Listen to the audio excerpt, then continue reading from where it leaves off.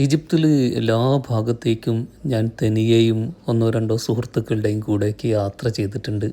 അങ്ങനെ ഒരു യാത്രയാണ് ഫയ്യൂമിലേക്ക്. രാവിലെ തന്നെ തദ്ദേശീയ ഈജിപ്ഷ്യൻ ബ്രേക്ക്ഫാസ്റ്റ്, ഗ്രാമീണരുമായിട്ടുള്ള സംവാദം, അവരുടെ വാഹനങ്ങളിലൂടെയുള്ള സഞ്ചാരം, ഈജിപ്ഷ്യൻ ഫ്രൂട്ട്സുകൾ ധാരാളമായും കഴിച്ചുള്ള ഓട്ടോയിലുള്ള സഞ്ചാരം, പിന്നെ എത്തുന്നത് കാറൂൻ ജീവിച്ചു എന്ന് വിചാരിക്കപ്പെടുന്ന കൊട്ടാര സമാനമായിട്ടുള്ള ബിൽഡിങ്ങിലാണ്.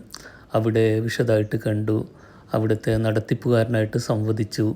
പിന്നെയും ഗ്രാമീണ വാഹനങ്ങളിലൂടെയുള്ള കറക്കം, ഗ്രാമീണ ജീവിതങ്ങൾ കാണുന്നു. പിന്നെ നേരെ പോകുന്നത് കാറൂൻ ലേക്കിലേക്കാണ്. മരുഭൂമിക്ക് നടുവിൽ വിശാലമായുള്ള ഈ ലേക്കിൽ കറുത്ത വെള്ളമായിരുന്നു ഉണ്ടായിരുന്നത്.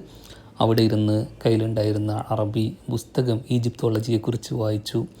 അവിടെ കണ്ട മുസ്തഫ എന്ന് പറയുന്ന സുഹൃത്തുമായിട്ട് സൗഹൃദം കൂടി. അദ്ദേഹം ആ വില്ലേജ് മുഴുവൻ ഞങ്ങളെ കാണിച്ചു. വൈകിട്ട് കൈറോവിലേക്ക്